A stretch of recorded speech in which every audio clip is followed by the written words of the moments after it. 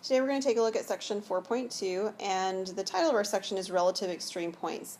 So what I want you to imagine first of all is if I'm standing up in front of the class and one of you guys over there, so I think probably if Mason were to come up here, this would work. So if Mason comes up and stands beside me, then I am quite short because Mason, you're quite tall, right? So that would make me relatively short. But if I actually stand up amongst some of the young ladies in this classroom, I wouldn't be necessarily quite so short. So it's all relative.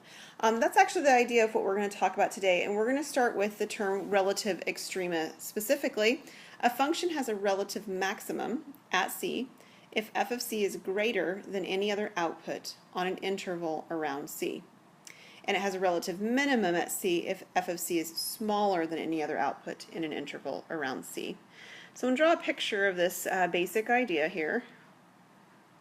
So if we have our graph, and we have, say, this curve right here, a cubic, then we would say that this location approximately would be a relative minimum point, because in that sort of circle that I drew around it, it is the smallest point on the curve. Now, clearly there are points, say, over here that are smaller than the point that I just circled. That is, the y value is smaller. But in a relative area, it is the smallest one that's there. Similarly, this point right here would be a relative maximum, again, because in this sort of neighborhood or this local area around this point, it is the largest value. Sometimes you also hear this word relative replaced by the word local. So it'll say local extrema, so a local maximum or a local minimum. And there's a way to do this from calculus to determine where it is we actually have these relative extreme points. And we use what's called the first derivative test. And it says something like this.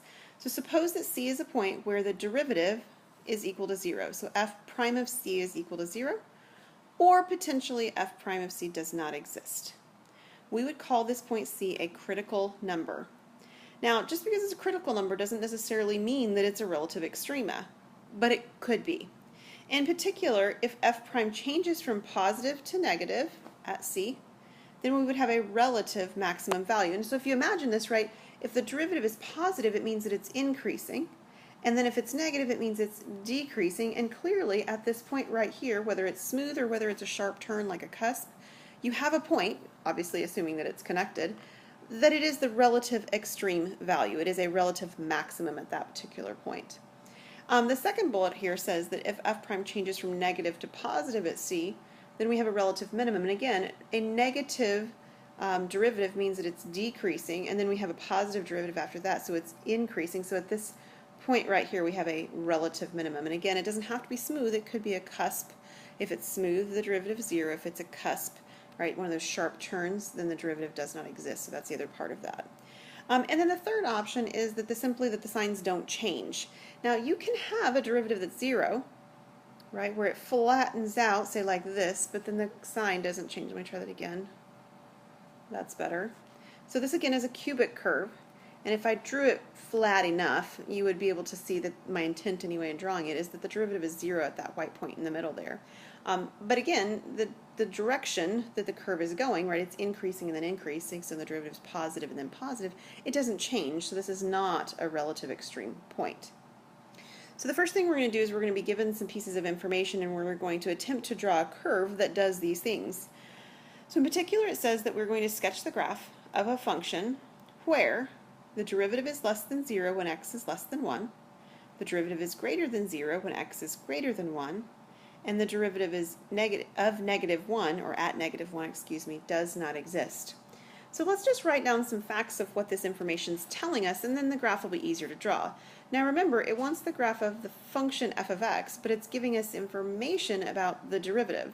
So we have to think that if the derivative is doing these things, what is the actual function doing?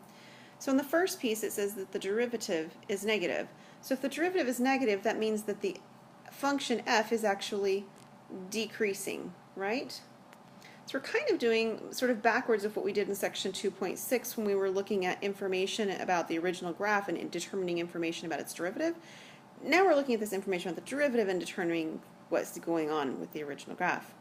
Now the second one says that the derivative is positive. So if the derivative is positive, that means that f is increasing.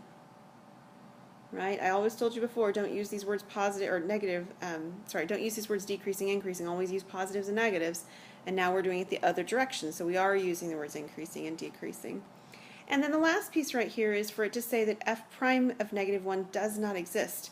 So for the function to not, the derivative to not exist, there's three options, right? It's either discontinuous, and if it's discontinuous, actually this is what creates our two options here. If it's discontinuous, you can either have a asymptote, or you could have, say, like a jump in the graph, or potentially a hole. Right, a jump or a hole in the graph would be possible. And then the second option is that there is a sharp turn. So all of a sudden you have options, and all of those options are totally legitimate ways of creating this graph. So there's not one right graph that we could draw here, and I'm going to draw you a couple of options, but even they aren't all the options that you have here. So let's take a look. The first thing says that we are having everything dealing with the point at x equal -1. Do you notice that?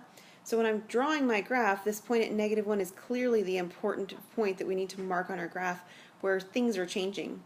So before -1, that is on the left-hand side, right, when if x is less than -1, we're supposed to have a graph that is decreasing. So potentially the graph might be doing something like this. And when it gets close to -1, something's going to change. And we don't really know yet what's going to change. It depends kind of on what we decide. And then at -1, it says it does not exist. So we either need an asymptote, a jump in the graph, a hole in the graph, or a sharp turn. So let's do the first one first. And the last one. Let's do the sharp turn, because I think my graph that I've already drawn sort of lends itself nicely to that. So we're going to have a sharp turn happening here at -1. And then after -1, it says that we're supposed to be increasing. So the graph should be increasing. So if we come back over here, I'll make it a little bit sharper. Our graph is doing something where at -1, it changes direction sharply. Right? So I have this cusp, or this sharp turn right here at this particular point. It can't be smooth, because then the derivative would be 0. It needs to be a sharp turn. A couple other options that we could draw, right, is that we could have a jump or a hole. So I'm going to do a jump, but let's say there's a -1 here. Again, it's supposed to be decreasing. And let's say there's a open hole. So you could actually then draw the graph right afterwards like this, or you could even, move it and draw it like this. One of those circles can be closed in. One of those circles must be an open circle, or they both could be open circles too. So this would be another possibility. It's decreasing, there's a jump, and then it's increasing. And then I want to show you the possibility of what it might look like or could look like if you had an asymptote. So if we have an asymptote, remember the point of an asymptote is it's a line that you get really close to, but you don't touch it. So the graph would be decreasing, right, like this, and then it would be increasing like this. And we've all seen graphs that do that as well. And they may or may not continue to infinity on both sides. They may actually level off and have another asymptote appear. I don't know. But we don't have that particular information that we need to worry with. Any of these would be viable options for this description. All right, so now we're going to take an example of a function and take a look at how we find extreme points when we're given an equation. So the last one was giving us sort of some information, and we were creating information about its graph, but this one we're actually given the function.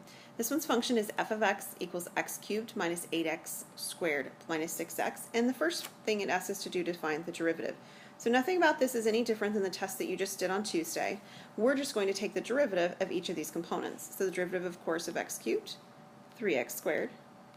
The derivative of negative 8x squared is negative 16x, and the derivative of negative 6x is negative 6.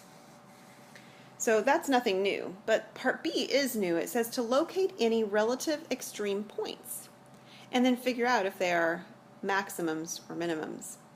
So the way that we do that, if you take a look back over here when we defined them, is that our value needs to either have a derivative that's 0 or the derivative does not exist. Now, this is a function of a polynomial, and a polynomial is continuous. It exists everywhere. So we aren't going to have the possibility that it does not exist on this one, but we do have the possibility that the derivative could be 0. So in particular, we want to look where 3x squared minus 16x minus 6 equals 0. Now, if you were in a traditional calculus course, you would be doing something like completing the square, or factoring, or maybe the quadratic formula for this function. And those are all very valid ways of doing this problem. They're very algebraic approaches. But for our purposes in this business calculus class, we are perfectly okay for us to take a look at where this crosses the graph on a graphing standpoint. So in particular, remember the way this works is this is a quadratic equation, so it's a parabola. So somewhere we have the potential anyway that this graph crosses, and this is just a sketch, it has nothing to do with your actual graph, but it's crossing the x-axis and we're looking for those locations. So if you take your calculator out and if you plug this side into y1 and the other side into y2, you can look at where the graphs intersect, and we've done that on numerous occasions. So if we do that, we will find that the x values where we have these intersection points are actually at negative 0.35. Actually, let me get you the 3 decimal expansion for that. All right, so it's negative 0.352 for one of your x values. And the other x value is at 5.685. So those are the two locations that your calculator will give you when you look for this intersection location. And it actually asks us for more than just that. It says to look at any relative extreme points. And if you remember, when we talk about a point, we're not just talking about the x location, we're talking about an xy ordered pair. So we need to know the y value that corresponds to each of these x values as well. You need to be careful because it's the y value in the original equation up here, not the y value of the derivative, because we know the y value of the derivative is 0. That is the whole place from which we got this particular x value. So we're going to take our calculator and we're going to plug the negative 0.352 in for x. And then we're going to do the same thing with our 5.685. Alright, so when we plug in the negative 0.352, we end up with 1.078.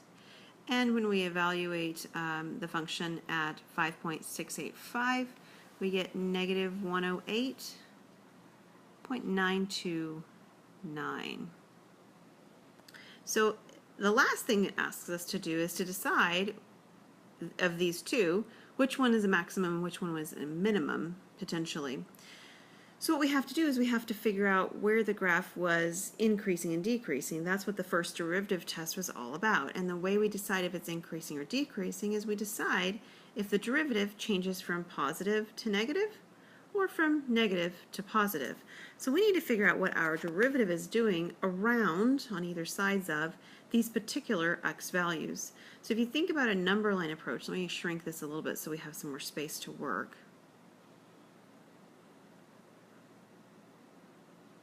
Okay, so if you think about the approach of a number line, we're going to actually take these x values and put them on a number line.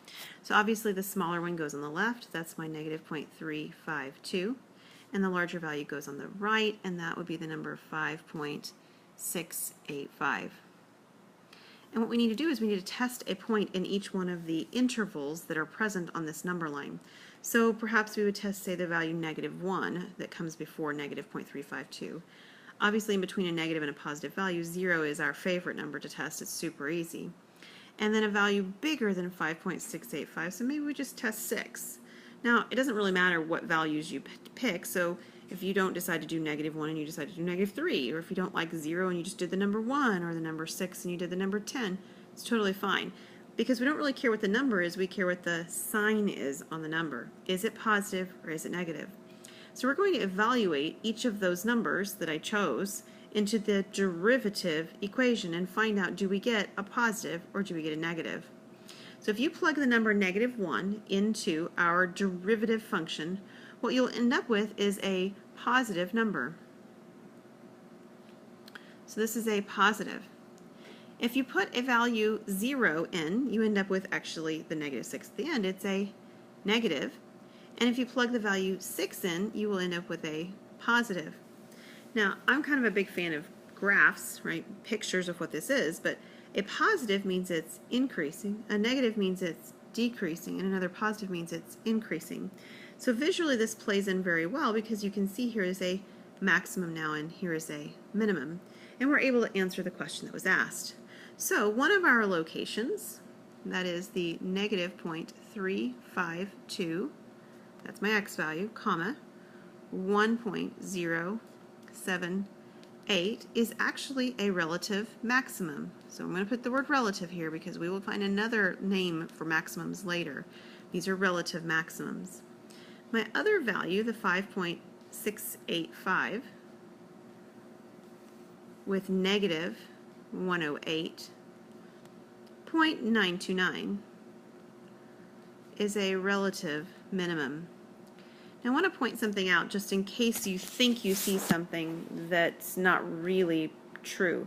You might be looking at this and saying, well, obviously the first one's a relative maximum and the second one's a relative minimum because the first one's bigger, right? The y value here is bigger than the y value here. So clearly the first one's a maximum, the second one's a minimum. But I have to tell you, it doesn't always work out that way. Sometimes the relative minimum is actually a larger value than a relative maximum is. Because remember, it's the relative location. So if you imagined a graph doing something like this, right, this location would be a relative minimum, but it's actually bigger than this location, which is a relative maximum. So you have to be really careful. You can't just look at the y value and make that determination.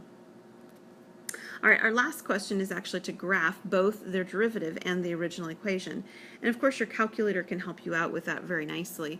So you're going to take your calculator and you're going to plug in y1 for the original equation and y2 for the derivative, or vice versa. So if you take a look at this, your first graph ends up being cubic, of course, and it looks something like this. Okay?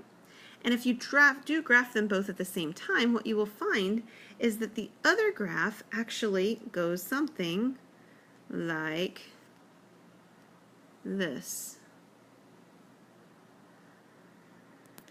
Now, it's not quite that flat on the bottom, but the sketch is more of what I'm concerned about. What it actually asks us to do in this particular question is it says to indicate the relationship between relative extrema and the corresponding points in the derivative graph. So if you'll notice, this is my relative maximum. And sure enough, if you go down on this graph, if I've drawn it well, then the location on the derivative graph is that it's an x-intercept at the negative 0.352, right? And over here, my relative minimum right here is in fact a 0 at 5.685. And no matter whether you actually can draw them on the same graph or not, sometimes the scales just are not conducive to actually seeing them on the same graph at the same time on your calculator. The relationships will still be the same. The derivative location at a maximum or a minimum will be an x-intercept on the derivative graph. Now, in terms of drawing this, we do need to label our graphs. This one is our f of x function, and this one right here was our f prime of x function. So we want to get those labeled.